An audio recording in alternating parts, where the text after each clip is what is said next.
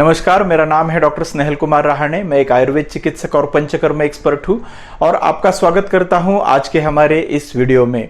हमारे इस चैनल पर हम लेकर आते हैं आयुर्वेद ग्रंथों की बातें जिसका संबंध जुड़ा है आपके स्वास्थ्य से।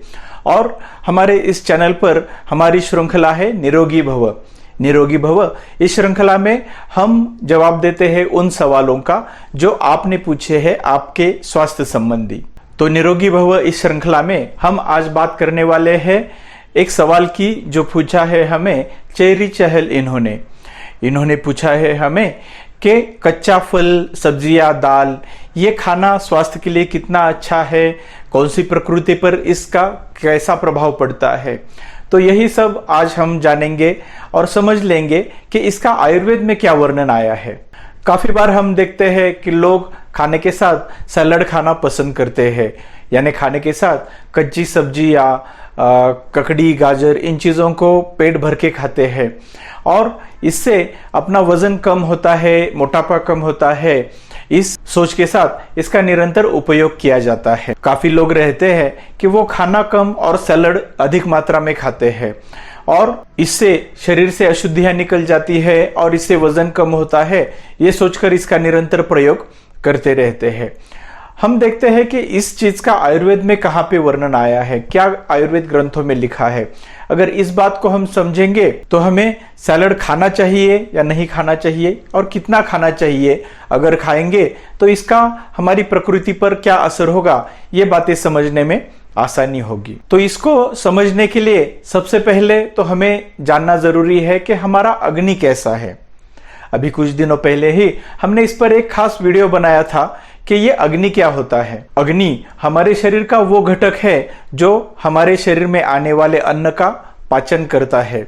हमारे शरीर का जो डाइजेस्टिव सिस्टम है या पाचन तंत्र है उसका सबसे महत्वपूर्ण घटक जो है वो अग्नि है। जठराग्नि ये प्रमुख अग्नि है और उसके साथ 7 धातुओं के धात्वाग्नि और पंच महाभूतों के पंचभौतिक अग्नि, ऐसे कुल 13 अग्नि हमारे शरीर में कार्यरत होते हैं और उनमें से सबसे पहला और सबसे महत्वपूर्ण अग्नि है वो है जठराग्नि या जिसे कोष्ठाग्नि भी हम कहते हैं। तो जब भी हम कोई चीज खाते हैं तो उसका पाचन करने का सबसे प्रमुख कार्य आपका जठराग्नि करता है। अगर आपका जठराग्नि मंद हुआ है, जिसे हम अग्निमांद्य कहते हैं, तो ये मंद हुआ जठराग्नि पाचन क्रिया भी मंद करता है और अगर आपका जठराग्नि बहुत तेज है तो ये पाचन की क्रिया भी तेज करता है। तो इसलिए जब भी हम कोई चीज कच्ची खाते हैं, बिना पकाए खाते हैं, तो इसके लिए उसके पाचन करने के लिए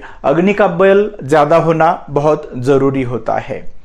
दूसरी बात इसमें हमें समझ लेना जरूरी है वो है संस्कार। संस्कार ये वो क्रिया है जो अग्नि पाचन के लिए अन्न पर करता है और अन्न को सेवन करने से पहले हम अन्न पर करते हैं, उस चीज को संस्कार बोलते हैं। जैसे ही कोई चीज सृष्टि में बनती है हम उसको वैसे ही नहीं खाते हैं, उस पर अलग अलग प्रक्रियाएं की जाती है जिन्हें आयुर्वेद ने संस्कार माना है।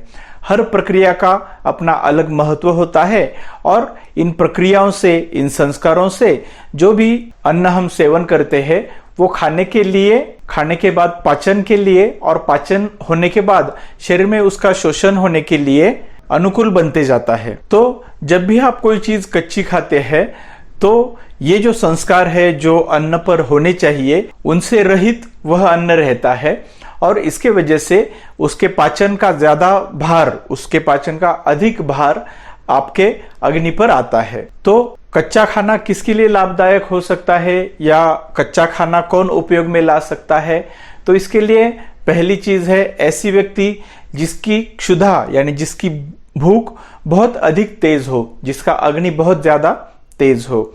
दूसरी चीज ऐसा व्यक्ति जिसकी प्रकृति पित्त प्रकृति हो। सामान्यतः जिन लोगों की पित्त प्रकृति होती है ऐसे लोगों का अग्नि ज्यादा तीव्र रहता है, उनकी पाचन क्षमता भी बहुत अच्छी रहती है।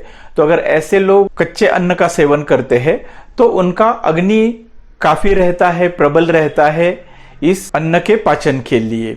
और तीसरी बात, ऐसे लोग जिनकी बहुत ज्यादा भूख लगती है, खाना खाने के बाद भी वापस उनको भूख लगती है, तो ऐसे लोग भी कच्चा कुछ मात्रा में खा सकते हैं कि जिससे उनके अग्नि को काम मिले और वह अच्छे से पाचन हो जाए। लेकिन इस बात का भी ख्याल रखना जरूरी है कि नियमित रूप से कच्चा खाना भी सेहत के लिए अच्छा नहीं है, क्योंकि सिर्फ अच्छा अग्नि होना, अच्छी भूख होना, पित्त प्रकृति होना यही काफी नहीं है हमारे शरीर के स्वास्थ्य के लिए।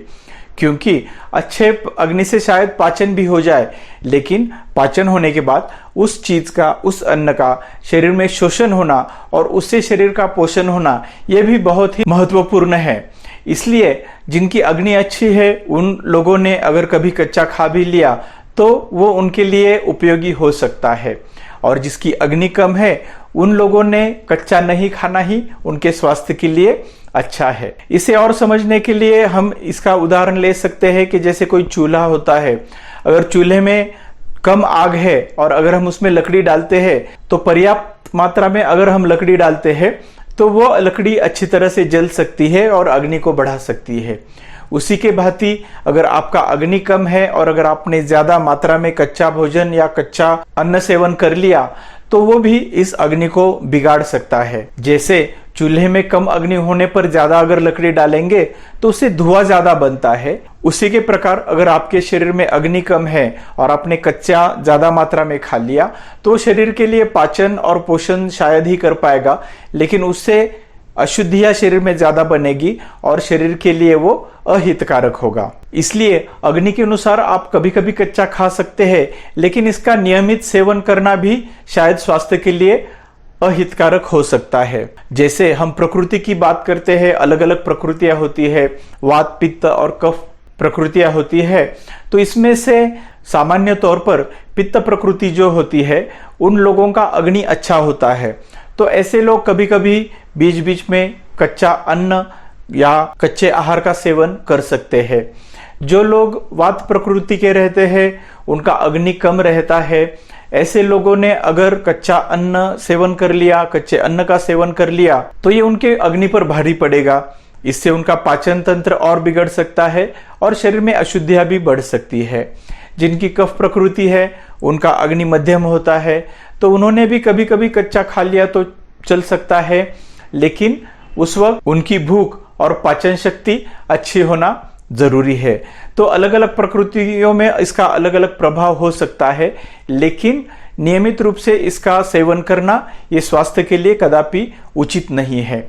एक रोटी, एक फुल्का भी जब हम बनाकर खाते हैं तो उस पर अलग अलग संस्कार होते हैं। पहले खेतों से गेहूं निकाला जाता है, फिर उसे साफ किया जाता है, साफ करने के बाद उसे पीसा जाता है, पीसने के बाद उस पर पानी मिलाया जाता है और उसे गूंथा जाता है, गूंथने के बाद उसे बेलकर पतला किया जाता है, पतला होने के बाद उसे सेका जाता है जिसमें भूनने की क्रिया होती है। इस सेकने के बाद उसे तेल या घी लगाया जाता है और फिर उसका सेवन किया जाता है।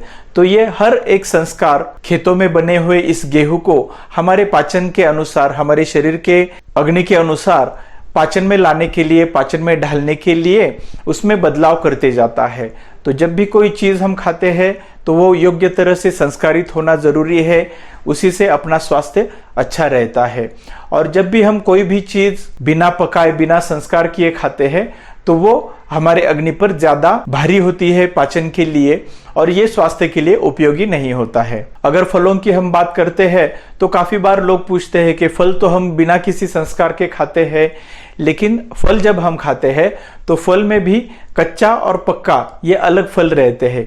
कोई भी फल अगर आप कच्चा खाते हैं तो वो पचने में भारी होता है और उससे स्वास्थ्य बिगड़ सकता है, और ये पकने की क्रिया जो होती है वही उसमें हुआ एक संस्कार रहता है, जो काल का संस्कार रहता है, उसके अंदर स्थित अग्नि का संस्कार रहता है, जिसके वजह से वो पाचन में हल्का होता है और वो हमारे शरीर के लिए, हमारे स्वास्थ्य के लिए, हमारे शरीर में शोषण होने के लिए और शरीर का पोषण करने के लिए योग्य बनता है।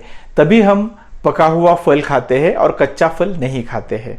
तो चेरी जी, मैं आशा करता हूं कि आपको आपके सवाल का सही उत्तर मिल गया है और इस वीडियो को देखने वाले सभी लोगों को ये बात और अच्छे से स्पष्ट हो गई है कि सिर्फ कच्चा खाना ही हमारे स्वास्थ्य के लिए अच्छा नहीं है, या सिर्फ कच्चा ही खाकर वजन कम नहीं किया जा सकता है।